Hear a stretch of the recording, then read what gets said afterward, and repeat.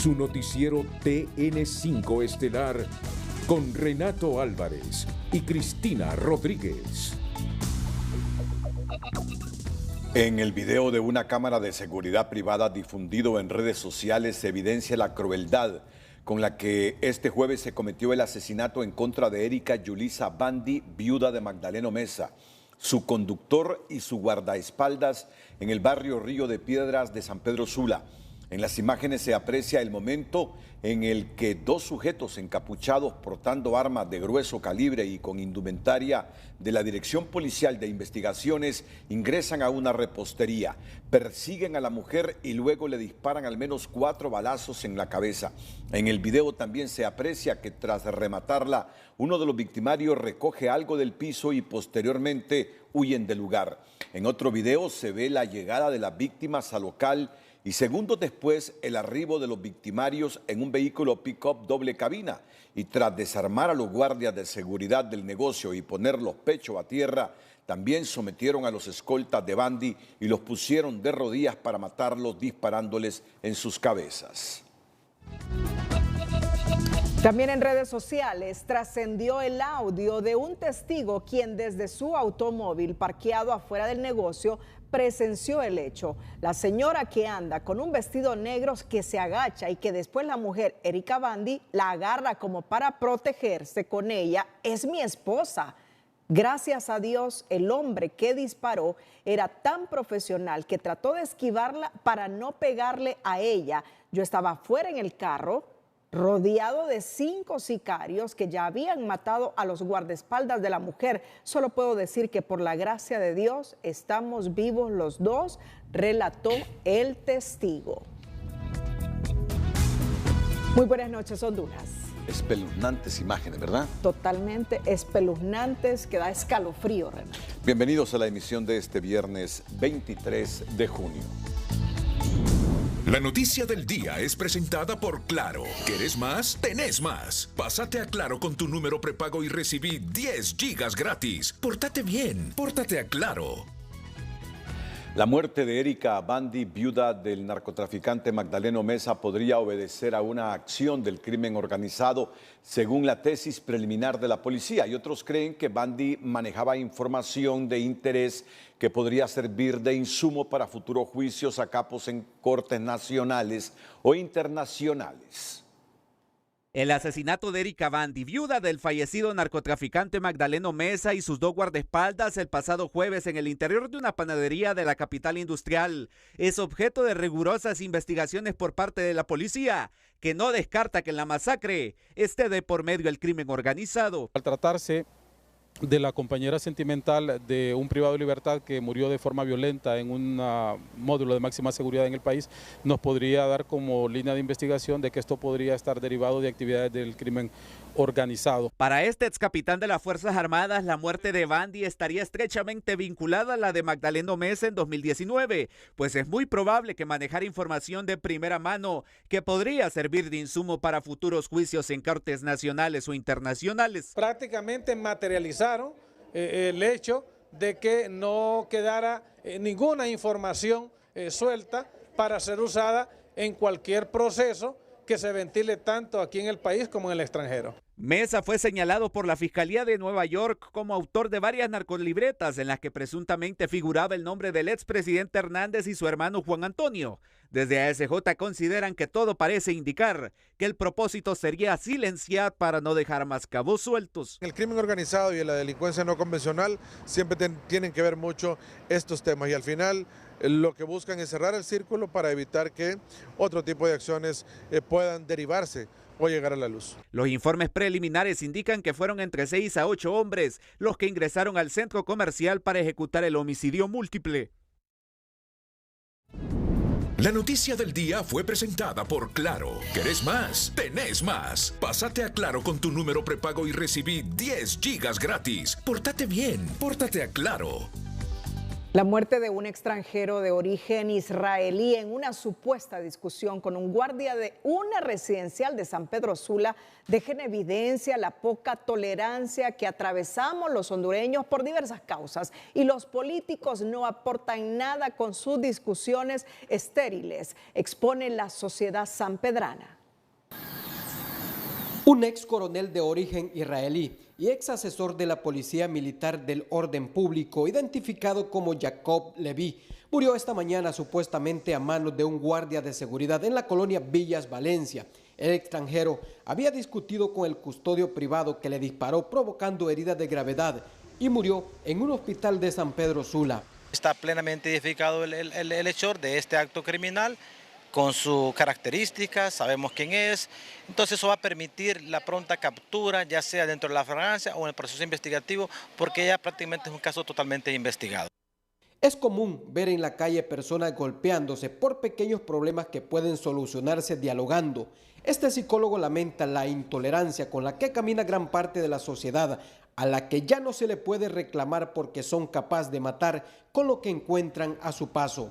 Hemos normalizado la violencia. Hemos llegado a normalizar las situaciones, escuchamos que hay de repente una acción de violencia en un lugar, de repente en los mismos teléfonos nos mandan imágenes que son traumáticas.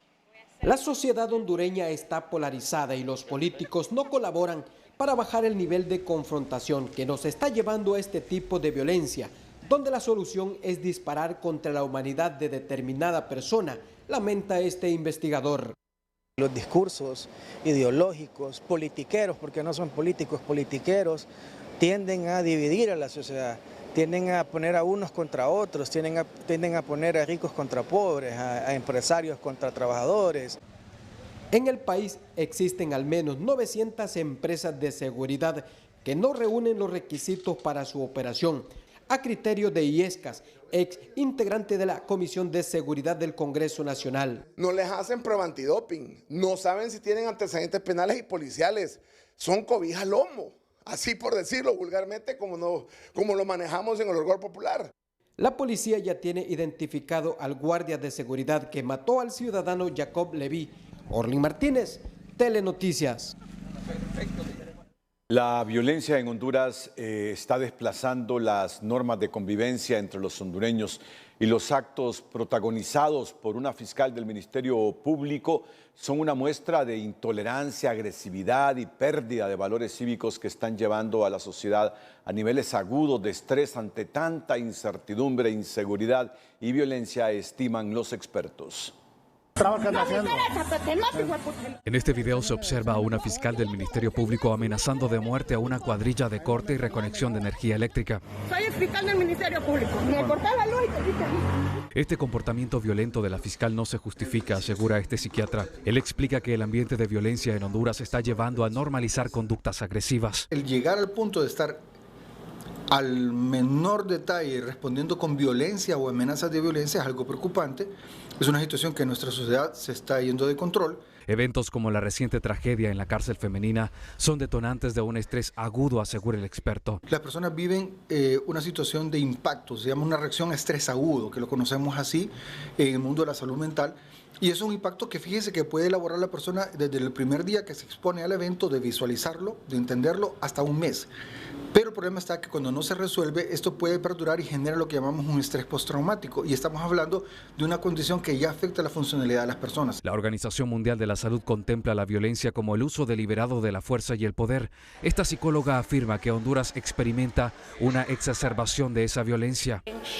Hay personas que sufren dificultades en cuanto a su sueño, alteraciones también en su comportamiento, en su conducta. Todos estos factores y sintomatología pueden estar influyendo ante esta situación que estamos viviendo. Desde el punto de vista sociológico es necesario que el Estado intervenga para evitar que esa percepción de inseguridad crezca. Definitivamente sí puede ser un factor que influya en el sentimiento de seguridad de la ciudadanía, y por lo tanto es necesario que se presenten soluciones para evitar pues que este mismo sentimiento de inseguridad pueda extenderse hacia otros ámbitos.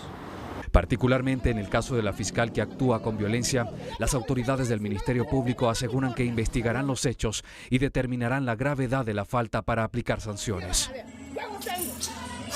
En la aldea El Manguito del municipio de Vallecillo, Francisco Morazán, la Policía Nacional capturó al sospechoso del asesinato de 3 jovencitas. Sospechoso de capturar a un supuesto asesino de 3 jovencitas en Cedro, Francisco Morazán. El sospechoso es Edwin Jonathan López Flores, de 27 años, quien según las investigaciones se encontró con las jóvenes desde el día de su desaparición. Departió con ellas y luego, al calor de los tragos, decidió quitarles la vida. Inicialmente las 3 jóvenes, Naomi Pineda Moncada, de 16 años, Marian Estela Juárez Lozano, de 18, y Katie Nayeli Bonilla Alvarado, de 22 años, fueron reportadas como desaparecidas desde el jueves 15 del presente mes y posteriormente fueron encontradas muertas y semienterradas en fosa clandestina en un sector montañoso de la aldea Singuizapa, municipio de Cedros. Evidencias en un sector montañoso, evidencias encontradas en la escena del crimen y testimonio de la madre en una de las jovencitas acercó a los agentes de investigación criminal a encontrar al sospechoso, ponerlo a disposición del Ministerio Público para su presentación ante la autoridad judicial competente.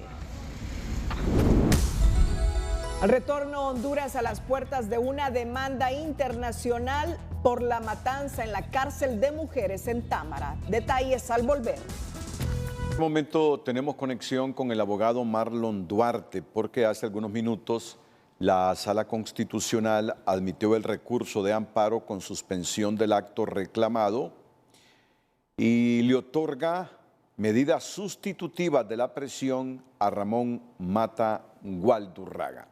Atentos a esta información que estaremos ofreciendo en los próximos minutos. Al igual, otra nota relacionada con el Pleno de Magistrados de la Corte Suprema de Justicia, que aprueba la creación de organismos jurisdiccionales en materia penal de criminalidad organizada y corrupción. Antes estamos con el abogado Marlon Duarte y esta otra decisión judicial sobre el recurso de amparo admitido con suspensión del acto reclamado y que posibilita medidas sustitutivas de prisión a Ramón Mata Gualdurraga. El abogado Duarte, defensor de Mata Gualdurraga. Buenas noches. Muy buenas noches, Renato. Efectivamente, el abogado Oscar Adán Calix, que hacemos el equipo de defensa, en su momento presentó un recurso de amparo ante la Corte Suprema de Justicia en virtud que no respetó el abogado Claudio Daniel Aguilar el hecho de que el artículo 379 del Código de Bustamante establece el abono a la prisión preventiva cuando éste proceda. Esto quiere decir que el tiempo que un privado de libertad que está solicitado en extradición, el tiempo le va a correr desde el primer día que es detenido. El señor Juan Ramón Mata Gualdurraga fue detenido el 30 de diciembre del 2019. Cuando él llegó a Honduras ya tenía el tiempo de la prisión preventiva establecida en el artículo 181, que no puede pasar una persona en prisión preventiva más de 2 años y medio vencida. A extremo que se le solicitó se respetar este tratado que Honduras forma parte, desconociendo el abogado Claudio Daniel Aguilar, y también ratificando esta arbitrariedad por parte de la Corte de Apelaciones, conformada en su momento por la abogada Emily Pech, María Luisa Ramos y Erika Geraldina Dubón, a lo que esta Corte, en respeto a los tratados internacionales, y ha pasado 36 meses, o sea, 3 años, serían 44 meses, Renato, casi 3 años, 6 meses, más de 1 año de prisión preventiva vencida, por lo que la Corte estimó que en apego al estricto derecho se le emitiera una medida distinta a través de una comunicación enviada al Tribunal de Sentencia a la prisión preventiva por el vencimiento de la prisión preventiva, como lo han hecho en otros casos. ¿En qué momento procesal se encuentra este caso de Mata Gualdurraga, abogado Marlon Duarte? Renato, ahorita estamos ya convocados para el mes de octubre para la celebración del juicio oral y público, donde efectivamente el Ministerio Público, que tiene la carga de la prueba, en ningún momento se revierte como lo establecía anteriormente el Código. Pues ya la Constitución de la República establece que la carga de la prueba corresponde a quien imputa una acción, Esto se celebrará en octubre, ya fueron admitidos los medios de prueba tanto de la Fiscalía como de la Defensa y solamente estamos esperando el juicio, que se celebre el juicio. Hay un punto muy importante, Renato, que quiero dejar en claro, es el hecho que la Fiscalía el día de hoy y la PGR estuvieron de acuerdo en el hecho de que efectivamente ya se había cumplido la prisión preventiva y lo que único que manifestaban ellos es que se impusiera una caución, extremo que no se alegó por parte del amparista en todo caso del hecho de que se tendría que rendir una fianza o una caución suficiente en virtud que la prisión preventiva ya, como le vuelvo a repetir, ya se encontraba vencida por más de un año. El abogado Marlon Duarte aportándonos más detalles sobre esta decisión judicial en el caso de Ramón Mata Gualdurraga. Por otra parte, el Pleno de Magistrados de la Corte Suprema de Justicia en su reunión de este viernes resolvió por unanimidad de votos aprobar la creación de los órganos jurisdiccionales con competencia territorial nacional en materia penal de criminalidad organizada y corrupción. Esta nueva jurisdicción conocerá los casos que actualmente son conocidos por los órganos jurisdiccionales en materia de corrupción, extorsión, competencia nacional en materia penal que conocen delitos de criminalidad organizada, privación de dominio de bienes de origen ilícito y delitos tributarios. De acuerdo a esta determinación de la Corte Suprema, todos dependerán de una Corte de Apelaciones con competencia nacional. La unificación de los órganos jurisdiccionales mencionados es el resultado del análisis técnico realizado en la presente administración en relación a la carga de expedientes asignados actualmente a cada uno de estos circuitos especializados, a fin de optimizar los esfuerzos del equipo humano y los recursos materiales existentes, de tal manera que se preste un mejor y más efectivo servicio a la ciudadanía, que tenga un impacto directo en la disminución del tiempo de duración de los procesos judiciales, reza esta nota de prensa de la Corte Suprema de Justicia en la que informa que el Pleno de Magistrados aprobó la creación de órganos jurisdiccionales en materia penal de criminalidad organizada y corrupción. Luego de trascender en medios de comunicación escritos que el actual gobierno frenó la construcción de los módulos de máxima seguridad en la Penitenciaría Nacional Femenina de Adaptación Social, el jefe de la Fiscalía Especial de Delitos contra la Vida, Roberto Blén Andino, reaccionó sorprendido al señalar que desconocía dicha información. No tenía ese dato y hoy me sorprendió cuando leí la noticia en esta madrugada de parte del Heraldo y precisamente eso es lo que se requería. Una cárcel de máxima seguridad también para las mujeres, porque sabemos que hay mucho personal que está privado de libertad que pertenece a estructuras criminales y sobre todo estructuras criminales que históricamente son rivales y que imagínense saber que entre un pasillo es el que separa con otro pasillo esas estructuras y que solo son 2 o 3 candados lo que los separaba, es insólito que no haya ocurrido esto antes más bien. Ahora, la temática de armas dentro de un centro penitenciario es algo que a todos nos sorprende, pues nos sorprende porque no debe ocurrir jamás. Según la publicación, la obra consistía en celdas especiales y estaba concebida como una mini cárcel de máxima seguridad semejante al modelo de Ilama en Santa Bárbara y a La Tolva en Moroselí El Paraíso. Asimismo, se comenzó a construir en el 2021, pero se paralizó cuando estaba en un 70% de avance en mayo de 2022 y a la fecha está abandonada. La matanza en la cárcel de mujeres en Támara, donde perecieron 46 privadas de libertad, allana el camino para que Honduras sea llevada nuevamente ante la Corte Interamericana de Justicia para una condena internacional, pues fueron ejecutadas bajo la custodia del Estado. Y para evitar llegar a ese camino, los expertos proponen llegar a un arreglo amistoso con los familiares de las víctimas una vez que concluyan las investigaciones.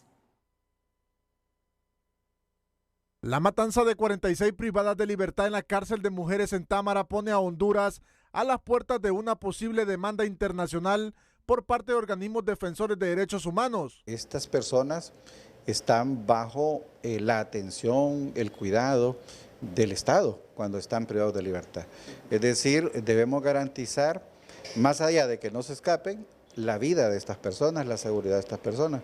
Y lamentablemente nos hacemos responsables como país, como Estado, ante mecanismos internacionales que regulan esto. Entonces no es de extrañar que en un futuro próximo estemos siendo ya juzgados por este evento que aconteció. En la Corte Interamericana de Derechos Humanos ya hay una sentencia dictada el 28 de febrero del 2012 en el caso Pacheco Teruel y otros versus Honduras, caso que se refiere al reconocimiento de responsabilidad internacional del Estado por la muerte de 107 internos del Centro Penal de San Pedro Sula, producto de un incendio ocurrido el 17 de mayo del 2004. Ante ese precedente, el diputado de Libre, Ramón Barrios, recomendó a la Procuraduría General de la República, en el caso de la muerte de las 46 reclusas, que una vez concluya la investigación, realice un arreglo amistoso con las familiares para evitar acciones ante organismos internacionales. La seguridad de la vida de ellas será una obligación del Estado de Honduras. Desde esa perspectiva, yo he recomendado a la Procuraduría General de la República como representante del Estado, una vez que se terminen las investigaciones y se den quiénes son los responsables, abocarse a las víctimas, no llegar a instancias internacionales porque seguramente vamos a ser nuevamente condenados, llegar antes a una reparación amistosa con ellos. Para esta defensora de derechos humanos, que Honduras busque un arreglo amistoso con los familiares es el mejor camino para evitar demandas internacionales. Pero las reparaciones, asegura, no solo deben ser económicas. Desde ahorita haga la reparación, y la reparación no solo es económica, tiene que haber una reparación moral y tiene que haber justicia, porque no podemos reparar solamente en términos monetarios sin justicia, sin buscar las responsabilidades, tanto individuales como las estatales, de verdad. Rivera asegura que al final la decisión es de los familiares de las víctimas y de organismos de derechos humanos del país de presentar una denuncia internacional contra el Estado de Honduras, y en este caso de la cárcel de mujeres de Támara sí hay una responsabilidad por omisión, explica.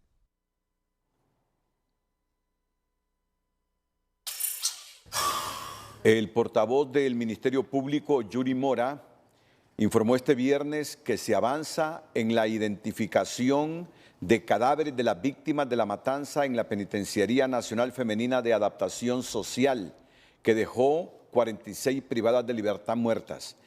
Según Mora, 29 cuerpos ya fueron identificados plenamente y la mayoría de estos entregados a sus familiares. Respecto a los cuerpos que se encuentran calcinados, Mora detalló que realizan un procedimiento de identificación a través de ADN.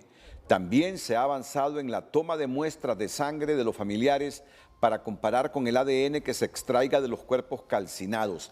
De acuerdo a lo estimado por Medicina Forense, este proceso durará entre 1 a 2 semanas, indicó Yuri Mora. Medicina Forense realiza identificación del ADN a cuerpos calcinados en la matanza de la Penitenciaría Nacional Femenina de Adaptación Social en Támara. La investigación sobre el crimen ocurrido en Támara por ahora revela que esta fue planificada y se estaría frente a varios delitos de tipo penal, entre ellos el asesinato y el femicidio, asociación para delinquir. La pluralidad de las víctimas y de los criminales hace que la investigación sea minuciosa y tomará cierto tiempo, según la Fiscalía Especial de Delitos contra la Vida, responsable del manejo de este caso. La investigación de la muerte de las 46 privadas de libertad en la cárcel de mujeres de Támara avanza en la Fiscalía Especial de Delitos contra la Vida, pero aclaran desde esa dependencia del Ministerio Público que el caso debe ser tratado de forma minuciosa y con tiempo. Avanzando, le puedo garantizar que día a día estamos analizando cada uno de los elementos probatorios que están surgiendo. No es una investigación necesariamente rápida, porque precisamente hay una pluralidad de víctimas y pluralidad de criminales, entonces tiene que ser muy minucioso. Andino explicó en el programa Frente a Frente que se están aprovechando todos los recursos, entre ellos pruebas testificales, protegiendo la vida de las personas, pero aseguró que las pericias hasta el momento apuntan a que el hecho fue planificado. Y le adelanto que se percibe una absoluta planificación de la Comisión de Estilo Ilícito, no fue nada improvisado. Hubo toda una designación de roles, ¿verdad?, de los actuantes, y en esa medida lo vamos a ir nosotros estableciendo los niveles de responsabilidad de cada quien. Sin embargo, establecer los niveles de responsabilidades no será fácil, dice Andino, ya que en este caso hay varios delitos en el que incurrieron sus ejecutores. Tampoco es fácil porque aquí estamos ante varios tipos penales involucrados. Le doy el ejemplo, el más duro ahorita, la asociación para delinquir. Entonces, nosotros no podemos acusar a una persona por asociación para delinquir, en este caso, si acaso ese era el motivo por el cual él estaba ahí preso, porque ya está acusado originalmente por asociación para delinquir, no podríamos hacerlo. Entonces, estamos ante la posibilidad del tipo penal de asesinato y el tipo penal de femicidio, más otros más. El funcionario judicial aseguró que en el caso trabajan 5 fiscales, pero no pueden dar una proyección de cuándo darán resultados. Tratarán de hacerlo lo más pronto posible, afirmó. La presidenta Castro, en reunión con la Secretaría de Defensa, Policía Militar y Fuerzas Armadas, firmó este viernes 2 decretos ejecutivos en el cual se establece que la institución del orden público retomará el control de las cárceles del país y además se instruye a la entidad castrense para que ejecute a través de la contratación directa la construcción y habilitación de una granja penal en la isla del Cisne y la finalización de la cárcel en Naco Cortés. Para que Fuerzas Armadas pueda ejecutar a través de contratación directa la construcción y la habilitación de una granja penal en la isla del Cisne. También a través de la modalidad de contratación directa, la finalización del centro penal en Naco Cortés. Mientras el jefe del Estado Mayor Conjunto, José Jorge Fortín, aseguró que su personal está preparado para hacer el traslado de equipo y personal a la isla del Cisne sin ningún problema. Y marinos han ejercido presencia en la isla del Cisne. Correcto. Así que para nosotros, las Fuerzas Armadas y en especial la Fuerza Naval, cada 45 días estamos relevando a nuestro personal. No va a haber ningún problema en traslado de equipo, de personal o lo que sea necesario a la isla del Cisne. Serán las Fuerzas Armadas la institución que diseñará el plan para habilitar la granja penal en la isla del Cisne. Bueno, pues va viento en popa la construcción de esta estructura donde estarán detenidos los cabecillas de las principales organizaciones criminales del país, no obstante que ha surgido un movimiento ambientalista en contra de que ahí se construya una instalación de seguridad para detención de personas condenadas. Las decisiones tomadas por la presidenta Castro a raíz de la matanza en la cárcel de mujeres de Támara violan la independencia de poderes al ordenar al Poder Judicial que excarcele a las privadas de libertad sin condena, un hecho que estiman los analistas jurídicos es potestad de la Corte Suprema, que ya tiene un camino establecido en el derecho penal vigente y se debe evitar caer en este tipo de errores por irrespetar la Constitución, afirman los juristas. Juristas hondureños no han pasado por alto un caso de injerencia entre poderes del Estado en referencia a un comunicado de Casa de Gobierno en cuyo numeral 6 solicita al Poder Judicial conceder medidas sustitutivas de la prisión a privada de libertad en la Penitenciaría Nacional Femenina de Adaptación Social. Pues el mismo da lugar a remarcar nuevamente una injerencia del Ejecutivo sobre el Poder Judicial. Considero que lo más correcto es que si la señora presidenta tiene la intención, habida cuenta que sus asesores así se lo están señalando o indicando, lo procedente sería mejor que trabajen en un decreto de indulto que es mucho más correcto, además está dentro de sus facultades. Este jurista recuerda que la Constitución de la República señala que Honduras es un Estado de derecho con 3 poderes complementarios e independientes y sin relaciones de subordinación, situación que es clara en el citado numeral del comunicado. Tanto el Código Procesal Penal como la ley del Instituto Nacional Penitenciario establecen requisitos para que el privado pueda gozar, ya sea de una preliberación o sea de una medida distinta a la prisión preventiva.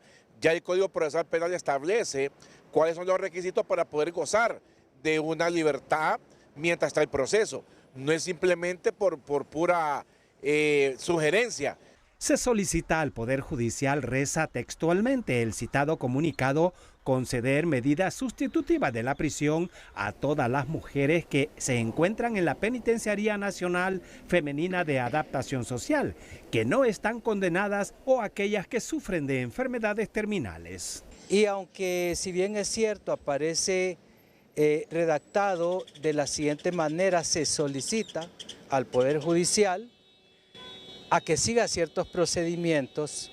La primera parte de esta consideración que yo haría es ¿por qué no se van por los mecanismos que ya establece la misma Constitución de la República?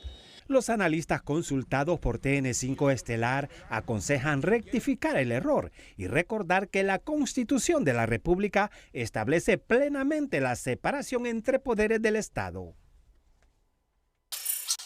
La presidenta del Poder Judicial, Rebeca Obando, y los magistrados de la Sala Penal, Walter Miranda Sabio y Mario Díaz, acompañan el trabajo que realiza la Mesa Técnica para Desinternamiento de Privados de Libertad, instalada con participación de diversas instituciones relacionadas con la temática, cuyo propósito es descongestionar de manera urgente los centros penales del país. Como parte de las tareas, la coordinación de los juzgados de ejecución enviará oficio al Centro de Medicina Legal y Ciencia Forense del Ministerio Público para que realice dictámenes médicos a personas en situación de enfermedad en fase terminal, acción que será acompañada por el CONADE, entre otras medidas. Y este viernes el Ministerio Público logró la detención judicial de Edwin Jonathan López Flores, de 27 años, capturado el jueves en la aldea El Manguito, municipio de Vallecillos, Francisco Morazán, por suponerlo como presunto autor del asesinato de 3 jóvenes en Cedros, Francisco Morazán.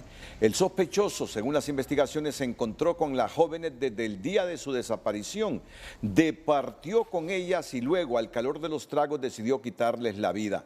Inicialmente las 3 jóvenes, Naidelina Naomi Pineda Moncada, de 16 años, Marian Estela Juárez Lozano, de 18, y Keidi Nayeli Bonilla Alvarado, de 22, fueron reportadas como desaparecidas desde el jueves 15 del presente mes y posteriormente fueron encontradas muertas y semienterradas en una fosa clandestina en un sector montañoso de la aldea Singuizapa, municipio de Cedros. En el marco de la operación Poseidón 6, el Ministerio Público logró que varias empresas dedicadas a traer paquetes de mercadería variada cancelen al fisco más de 27 millones de lempiras por concepto de pago de impuestos dejado de percibir.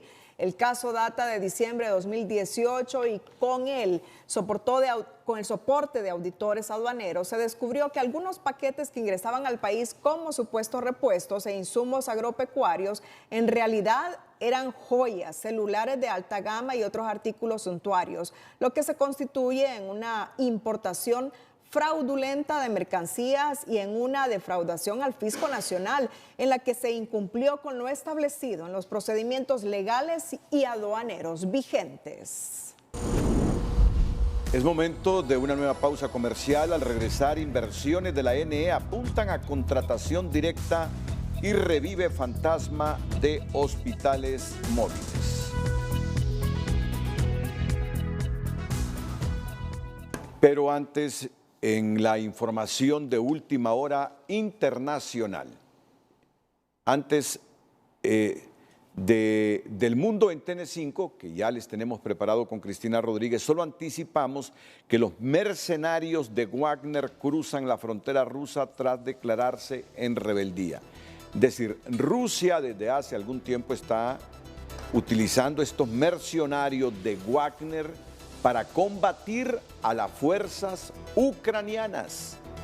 Pero se le ha revertido a Rusia, se le ha revertido que estas fuerzas o mercenarios de Wagner estaban librando a favor de la causa rusa en Ucrania. ¿Qué está sucediendo? El jefe del grupo paramilitar Wagner es un grupo privado de mercenarios que van a hacer la guerra van a hacer la guerra contra cualquier país, dependiendo quién les pague.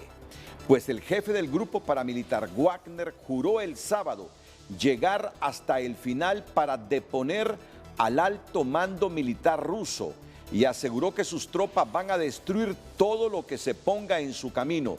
Continuamos, llegaremos hasta el final, declaró Yevgeny Prigozhin en un mensaje de audio por Telegram, tras anunciar que sus fuerzas ingresaron a territorio ruso por la región sureña de Rostov, según informó la agencia France Press, lo que no ha podido ser confirmado por fuentes independientes. Esto después de que el Comité Nacional Antiterrorista de Rusia acusara esta noche al jefe de los mercenarios del grupo Wagner de encabezar un levantamiento armado. Poco antes, Prigozhin acusó al ejército ruso de haber bombardeado uno de los campamentos de los Wagner y haber matado a 2.000 de sus hombres. Llamó a continuación a detener la maldad y neutralizar a su eterno enemigo, el ministro de Defensa Sergei Shoigu, aunque aseguró que no está promoviendo un golpe de Estado, sino una marcha por la justicia. Mira cómo son las cosas. Se le ha revertido a Rusia este grupo de mercenarios, el grupo Wagner, que primero estaban luchando, pagados por Rusia, contra las fuerzas ucranianas. Pero desde hace meses han afirmado que Rusia no les da suministros militares suficientes, se ha quejado de las estrategias de los militares rusos y ahora han ingresado a territorio ruso y dice que eliminarán cualquier cosa que se les oponga. Es decir, a Putin se le ha revertido el grupo Wagner. Primero, este grupo de mercenarios luchando a favor de la causa rusa, pagados por Moscú, y ahora el asunto se le revierte. Ahora son los mercenarios que dicen y aseguran que eliminarán cualquier obstáculo que se les ponga en camino de regreso a Rusia, descontentos con el alto mando militar de ese país. El plan de inversiones anunciado por las autoridades de la ANE la noche del jueves en cadena nacional es agresivo, sostienen los entendidos. Todo indica que se va a un proceso de compras directas sin reglas definidas en cuanto a precios, al tiempo que piden más explicaciones sobre ese memorando suscrito entre el gerente de la portuaria y una empresa para instalar gas licuado, aparte del anuncio de una barcaza procedente de Turquía que revive el fantasma de los hospitales móviles. El secretario de Energía, Eric Tejada, anunció un plan agresivo de inversión en el sistema eléctrico que es digno de aplaudir, consideran los miembros del sindicato de la ANE. Sin embargo, advierten que no explicó cómo y a cuánto contratarán las nuevas plantas anunciadas, lo que indica que vienen las compras directas. Van a querer comprar cosas de emergencia. Nosotros le apostamos siempre a una legislación pública nacional e internacional que sea transparente, que haya veedores, para que en realidad pues, se le pueda dar este suministro de energía. Desde administraciones pasadas se han venido, lo que han venido a hacer, tirando las fracasadas para no poder tener esta energía que se requería para el año 2023. De forma paralela, el gerente de la empresa nacional portuaria, Carlos Bueso, anunció que firmó un memorándum con la empresa Genesis Energy para la instalación de una planta de gas licuado y también que una empresa de Turquía instalará una barcaza. Esto revive el temor de un fracaso como ocurrió con la compra de los hospitales móviles en la emergencia del COVID-19, considera el presidente de la Asociación de Industriales. Vienen de Turquía, dicen unas barcazas, ojalá que no sean como los hospitales móviles, pero el asunto es que ¿por qué llegar a la emergencia siempre? ¿Por qué llegar a la compra directa si el plan del ODS está desde el 2019 requiriendo una licitación? Y me parece que es una práctica que no le agrada a los hondureños y que el mismo gobierno cuando era oposición cuestionaba todos los días. Para representantes de sociedad civil, si es necesario hacer compras directas deben ser transparentes. De lo contrario, solo será comprar energía cara, de donde saldrán nuevos ricos, personajes que solo cambian de color. Se compra directo para comprarle caro a un amigo o a una empresa de un socio o algo por el estilo y que al final de cuentas tengamos nuevos ricos porque ya los personajes han cambiado de color y ahora serían otros los beneficiados con esto. Durante la comparecencia tampoco detallaron cuáles son las medidas inmediatas para frenar los racionamientos, que según los entrevistados se mantendrán por los próximos 3 meses.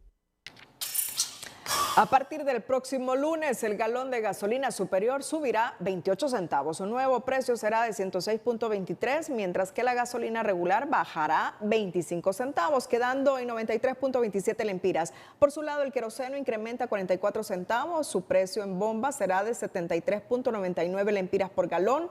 El diésel se incrementará 56 centavos, alcanzando un precio de 83.99 lempiras, mientras que el LPG vehicular bajará 32 centavos y se cotizará a 40.39 lempiras a partir del próximo lunes 26 de junio.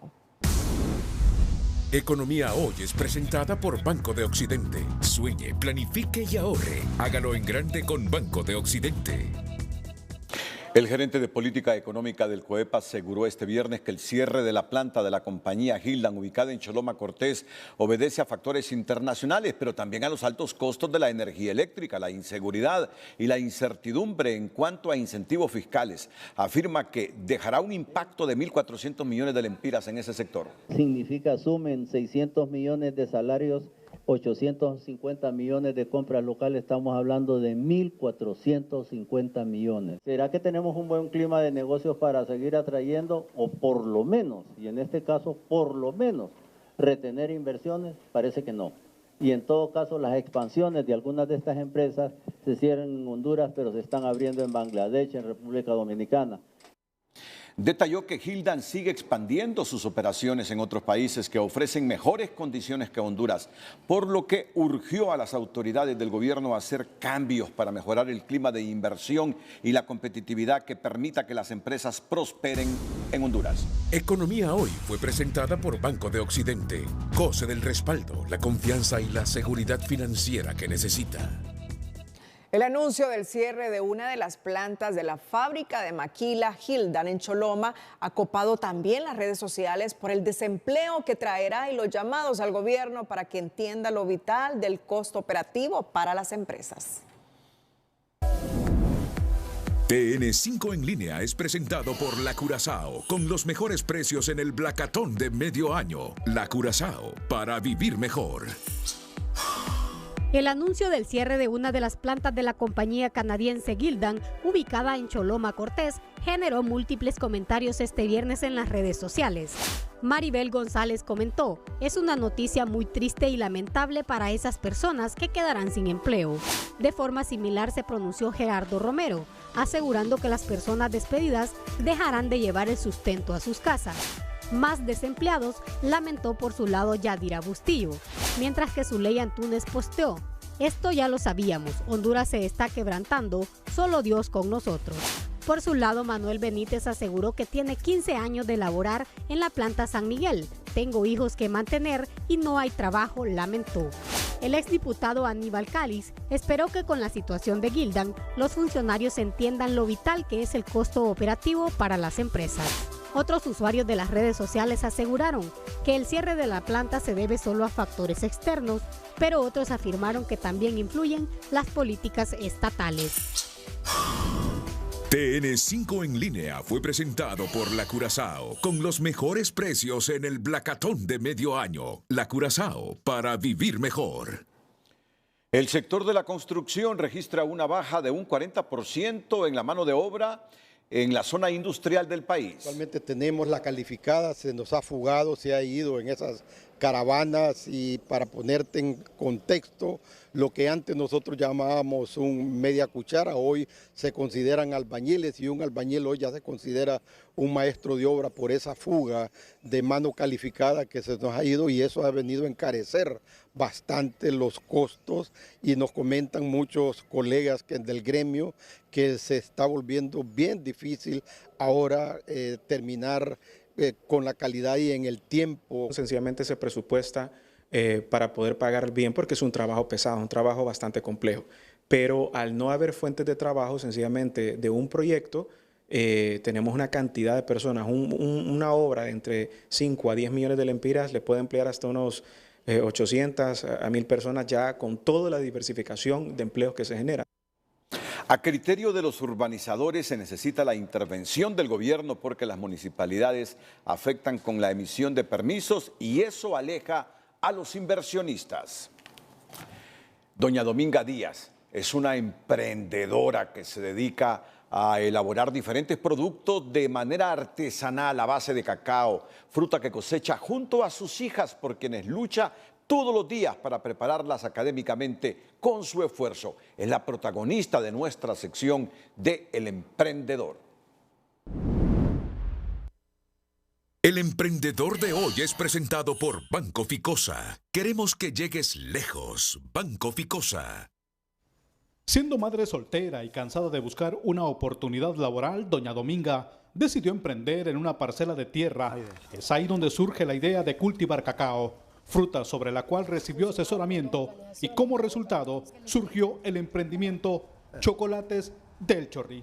Producimos cacao y lo vendíamos en baba a 9 lempiras la libra, pero en base a todo lo que uno ve que no ajusta el dinero, decidimos transformar. Nosotros como Chocolates del Chorri tenemos una variedad de productos como ser las granitas de chocolate, el garapiñado, también tenemos el chocopinol, tenemos pasta de cacao. La problemática de energía eléctrica ha llevado a esta emprendedora de la aldea Las Casitas San Antonio Cortés a ingeniárselas, ya que cuando no produce granitas, vende dulces, chocolates y vino a los viajeros que circulan por la comunidad. En total somos 5 personas y ninguno tiene empleo. Nosotros vivimos de lo que nos provee el cacao. Mi hija está estudiando en la universidad y tengo otra que está en el colegio, en primer año de carrera, y la niña que está en la escuela. Lo que más anhela doña Dominga es ampliar su negocio de chocolates y para los clientes que quieran adquirir sus deliciosos productos, pueden llamarla al número 9741-8401. Nosotros tenemos la tarjeta de presentación, aquí está, aquí aparecen los números de teléfono. Usted llama los números de teléfono, el de mi hija y el de mi persona. El mío es el 9545-5412. Es tan buena la aceptación que ha tenido sus productos que ahora doña Dominga busca asociarse con otras mujeres para ampliar su negocio. Herlin Díaz, Telenoticias. El Emprendedor de hoy fue presentado por Banco Ficosa. Queremos que llegues lejos. Banco Ficosa.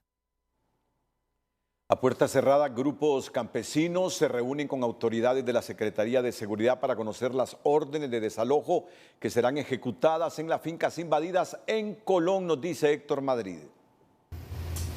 En reunión a puerta cerrada, miembros de la plataforma agraria conocieron de parte de la Secretaría de Seguridad la orden de desalojo a fincas invadidas anunciados por la Comisión Agraria que busca poner fin a la crisis del agro en este departamento de Colón, las cuales al parecer no iniciarían esta semana como estaba anunciado. Pues se está trabajando en ello de lo más pronto posible para darle verdad a lo que son estos desalojos. Todavía no les puedo decir con fecha porque no lo manejo a mano, pero se supone que pues en el transcurso de este mes o terminando este mes se van a empezar a efectuar estos desalojos a las personas que no tienen verdad pertenencia de las tierras.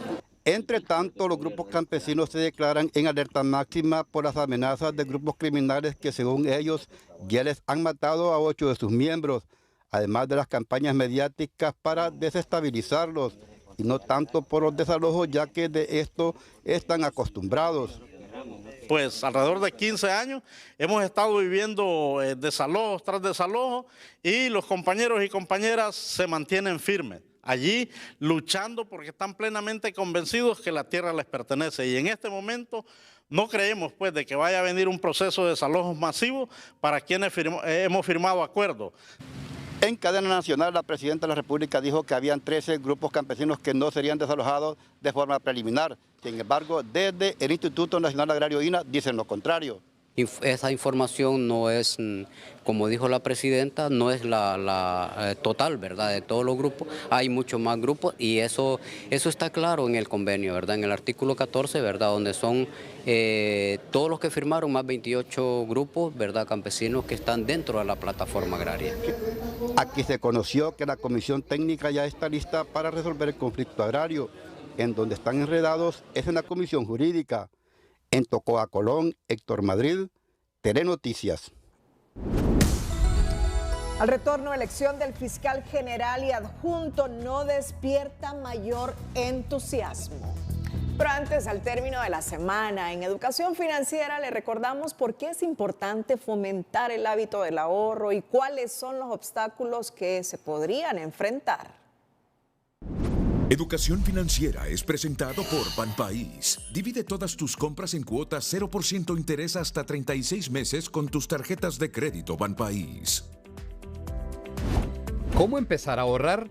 Es muy recomendable ahorrar periódicamente porque supone dejar de gastar ahora para invertir en tu futuro.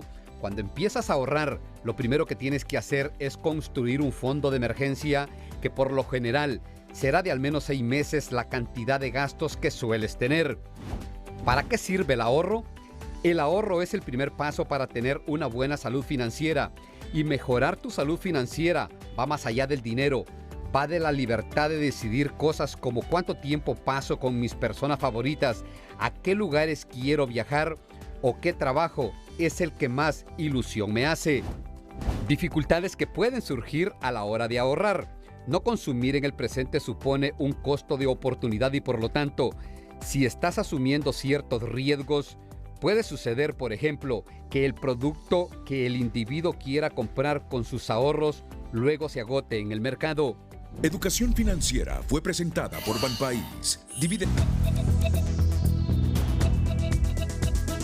La Junta Proponente para la elección del fiscal general y fiscal general adjunto sostuvo este viernes su quinta reunión, constatando que a poco más de 48 horas solo un abogado presentó documentación como postulante, lo que denota poca respuesta al llamado para que todos los abogados que tengan interés en el cargo lo hagan dentro del término establecido, que es de 7 días calendario. Oscar Bonilla Jiménez es por ahora el único abogado que se ha postulado, aunque queda tiempo para hacerlo en la Sala Segunda de la Escuela Judicial del Poder Judicial, donde hay personal asignado para recibir y atender a los postulantes, incluso el fin de semana.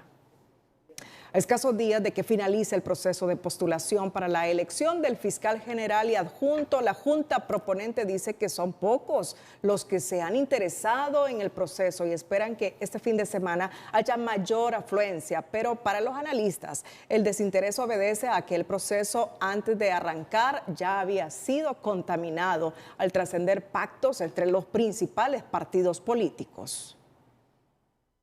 A 4 días para que cierre la etapa de postulaciones, la indiferencia hacia el proceso de elección del fiscal general y adjunto es notoria. La Junta Proponente registra un reducido número de aspirantes inscritos, pero confía que la afluencia incrementará a medida se acerque el plazo fatal, porque siempre se deja todo para última hora. Sí ha llegado una buena cantidad de personas, sobre todo por las mañanas, a buscar información, a solicitar apoyo para poder postularse. Así que yo preveo que durante este fin de semana y probablemente entre lunes y martes van a llegar la mayoría de las postulaciones, ¿no? Históricamente, el proceso de elección de las autoridades de la Fiscalía no ha reportado un gran flujo de postulantes, recuerda el presidente del Colegio de Abogados, quien informa que a esta altura son alrededor de 20 profesionales los que han solicitado la constancia del órgano gremial para aspirar al cargo.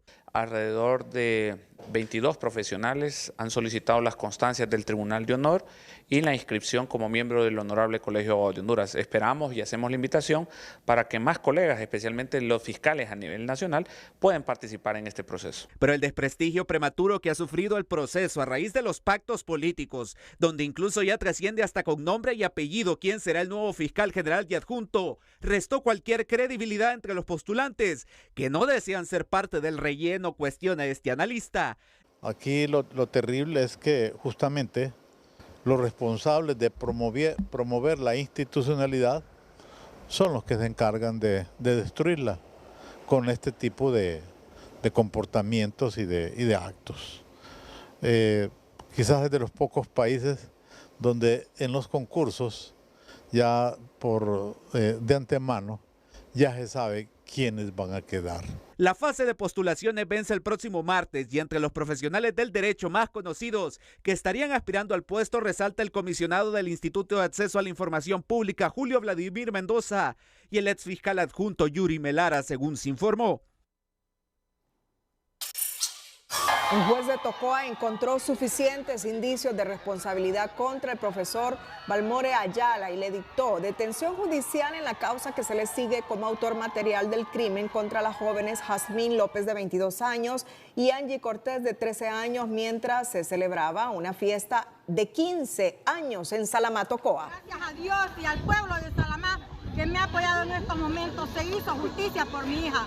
Sí. Y Balmore va para la cárcel. Sí. ¿Qué le dijeron? ¿Va es culpable o qué? Sí, salió culpable. Bien. ¿Y esto a usted le fortalece, la debilita? ¿Qué? No me fortalece porque nada va a revivir mi hija, pero sí, yo quería que estuviera en la cárcel para que pagara por el delito que ha cometido. Sí, sí.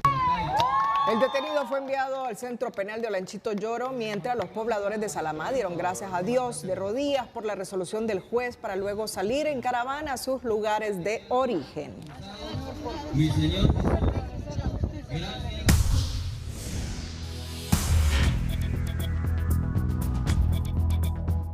Hola, ¿qué tal? Llegamos al viernes y vamos a comenzar presentándoles esta imagen. Mire esta poderosa nube de humo de los incendios forestales de Canadá que ha salido hacia Europa, mientras de África sale una poderosa nube pero de polvo del Sahara.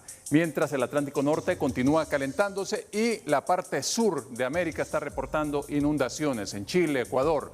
Mientras nosotros estamos pendientes de esta tormenta tropical de nombre Bred que está avanzando y en esa trayectoria viene directamente hacia Centroamérica. Pero la tendencia es que en el camino Bred se va a debilitar y llegará ya nada más como un remanente para dejarnos lluvias lunes y martes. Es decir, nada peligroso, sino un aporte en precipitaciones. Y un poco más atrás, Cindy, que también tiene viento sostenido de ya 85 kilómetros por hora. La trayectoria de Cindy es totalmente contraria a lo que pasa con Bred, que se mueve hacia Centroamérica, y Cindy va directamente por la parte norte del Caribe. Y bueno, para este fin de semana también la zona intertropical estará activada porque termina de pasar esta onda tropical, que es la número 7 de la temporada, y tendremos lluvias dispersas en el territorio hondureño, mientras continuarán los vientos del este, pues trayendo masas de aire cálido sobre nuestro territorio, y las temperaturas estarán bien elevadas en el norte, parte del sur, y este mapa justamente ilustra de las precipitaciones en el territorio hondureño, principalmente para la región oriental, algunos puntos del noroccidente, y es posible también en horas muy avanzadas de la noche que se reporten chubascos aquí en el centro sur.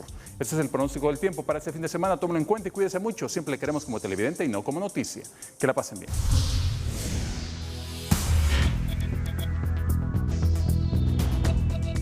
La exvocera de la Misión de Apoyo contra la Corrupción y la Impunidad en Honduras, Ana María Calderón, señaló la necesidad de que exista una investigación exhaustiva tras la denuncia de amenazas formulada por la titular del Consejo Nacional Anticorrupción, Gabriela Castellanos. Calderón manifestó que conoce el trabajo de Castellanos al frente del CNA y añadió que esa instancia ha hecho investigaciones muy valientes, por lo cual debe investigarse si las amenazas son a causa de las mismas. Las autoridades deben establecer este extremo, puntualizó. Respecto a quienes minimizan la denuncia, la exvocera de la Maxi dijo que son comentarios subjetivos que no deberían tomarse en cuenta. Si somos serios, se necesita una investigación para esclarecer los hechos que hayan motivado la salida de Gabriela por amenazas de peligro a su integridad y la de su familia. Agregó que una vez se establezca responsabilidad, se debe aplicar el respectivo castigo y brindar medidas de protección a Castellanos o a cualquier otro defensor de derechos humanos.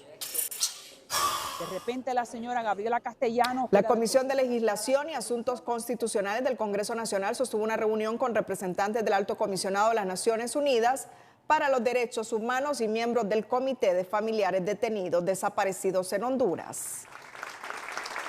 De repente la señora Gabriela Castellanos, que era del Consejo Nacional Anticorrupción, se fue.